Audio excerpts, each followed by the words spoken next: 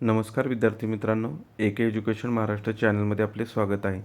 आज आपण इयत्ता 7वी विषय मराठी संकलित मूल्यमापन सत्र 2ची प्रश्नपत्रिका उत्तरासहित पाहणार आहोत. ही प्रश्नपत्रिका 50 गुणांसाठी आहे. वेळ 2 तास आहे. प्रश्न क्रमांक पहिला, शब्द ऐकून लिहा 5 गुण. शिक्षक शब्द सांगतील, विद्यार्थ्यांनी ते शब्द ऐकून लिहायचे आहेत. इथे नमुना दाखल काही शब्द दिलेले आहेत.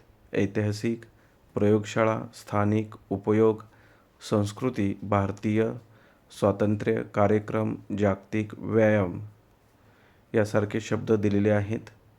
प्रश्न क्रमांक 2, खालील उतारा वाचून खाली दिलेली कृती सोडवा. 5 गुणांसाठी हा प्रश्न आहे. विद्यार्थ्यांनी व्यवस्थित उताराचं वाचन करायचं आहे. उतारा फास्ट होत असेल तर व्हिडिओ स्टॉप करून वाचन करा, जेणेकरून तुम्हाला त्या प्रश्नांची उत्तरे लिहिता येतील. आता उतार्यावर आधारित पहिला प्रश्न, कोळणीचं घरटं कोणत्या धाग्यांनी विणलं होतं? उत्तर, कोळणीचे घरटे रेशमाच्या धाग्यांनी घट्ट असे विणले होते. यानंतर पुढील प्रश्न पहा.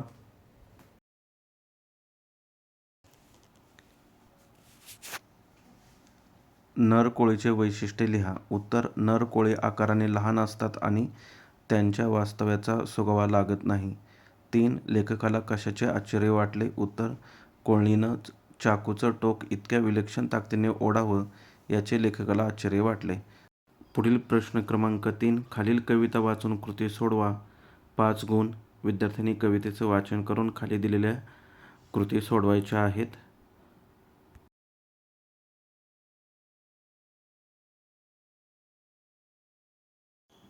पहिला प्रश्न, आनामविरा या कवितेचे कवी कोण आहेत? कवी कुसुमाग्रज. 1 गुणासाठी हा प्रश्न आहे. यानंतर पुढील प्रश्न पहा. खालील जोड्या जुळवा. अ गट ब गट. 2 गुणांसाठी हा प्रश्न आहे. धगधगता समराच्या ज्वाला. ड उत्तर, महाभयंकर युद्ध. मरणामध्ये विलीन, शांतपणे मरण स्वीकारणे. अ. ना भय ना आशा. उत्तर ब, निर्भयपणे मनात कोणतीही आसक्ती न ठेवता. नच उधाणले भाव. उत्तर क, भावना व्यक्त न करणे. तिसरा आकडा पहा. खालील शब्दांचा तुम्हाला समजलेला अर्थ लिहा. 2 गुण. आनामवीरा, ज्या वीरांचे नाव माहीत नाही असा वीर. मृत्युंजय, मृत्यूवर विजय मिळवणारा, म्हणजेच मृत्यूला जिंकणारा. यानंतर पुढील प्रश्न पहा. पुढील प्रश्न क्रमांक 4, उतारा वाच व कृती सोडव. 5 गुण. उतारा अतिशय छोटा आहे. विद्यार्थ्यांनी व्यवस्थित वाचन करायचं आहे. त्यावर आधारित खाली काही प्रश्न विचारलेले आहेत. त्या प्रश्नांची उत्तरे लिहून दिलेली आहेत. प्रश्न पहिला पहा. राजू नावाचा मुलगा कसा होता? राजू चौकस बुद्धीचा जिज्ञासू मुलगा होता. 2. खालील कृती पूर्ण करा. 2 गुणांसाठी राजूचे गुण विशेष, जिज्ञासू, चौकस बुद्धी, सतत उद्योग करणारा, खूप प्रश्न विचारणारा. यानंतर पुढील प्रश्न पहा. राजू शाळेतून घरी येताना काय करत असे? राजू एक एक दगड उचलून बॉलिंग करावी तसा फेकत रस्त्याने चालत असे. पुढील प्रश्न क्रमांक 5, खालील कविता वाच. प्रश्नांची उत्तरे लिहा. 5 गुणांसाठी हा प्रश्न आहे. दिलेली कविता व्यवस्थित वाचन करा. त्यावर आधारित खाली काही प्रश्न आहेत, ते आपण पाहू.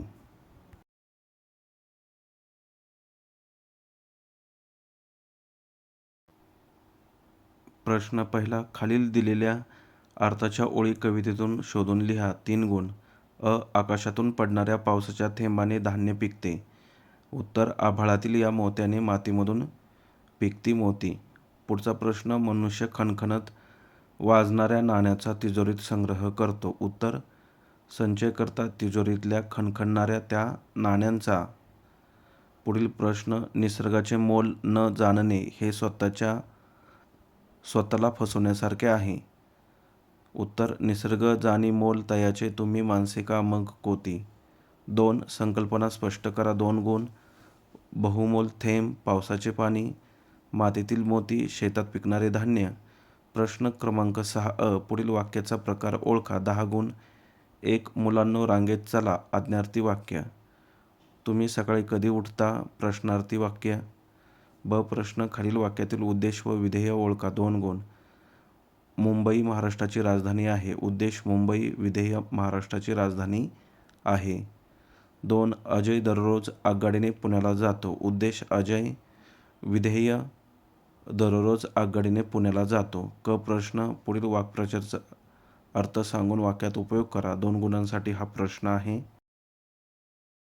कवेत अंबर घेणे अर्थ अशक्य वाटणारी गोष्ट साध्य करणे.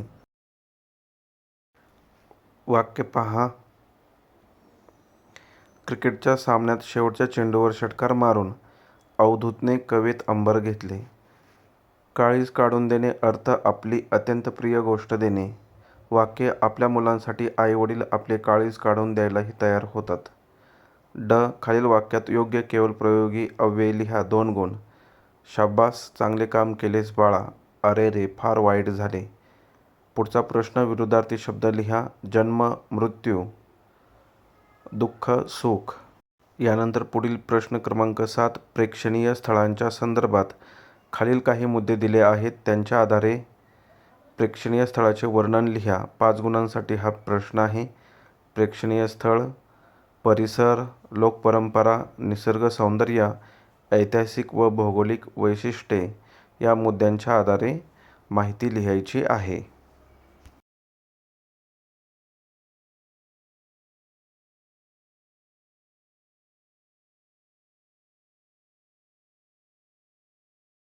पुढील प्रश्न क्रमांक 8, स्वामी विवेकानंद जयंती सप्ताहातील कार्यक्रमात उपस्थित मान्यवरांचे आभार मानणारे पत्र लिहा किंवा सहलीला जाण्यासाठी परवानगी मागणारे पत्र वडिलांना लिहा.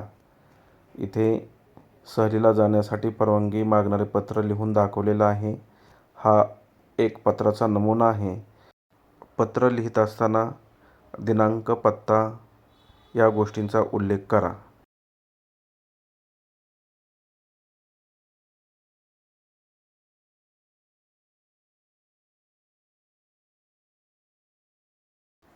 यानंतर पुढील प्रश्न क्रमांक 9, खालीलपैकी कोणत्याही एका विषयावर निबंध लिहा. 5 गुण. पाण्याचा दुष्काळ किंवा माझी शाळा. यापैकी पाण्याचा दुष्काळ निबंध लिहून दिलेला आहे. व्यवस्थित वाचन करा. अशा प्रकारे आपण संपूर्ण प्रश्नपत्रिका उत्तरासहित पाहिली आहे. धन्यवाद. जर तुम्हाला हा व्हिडिओ आवडला असेल तर प्लीज लाईक करा, शेअर करा आणि सबस्क्राईब करा.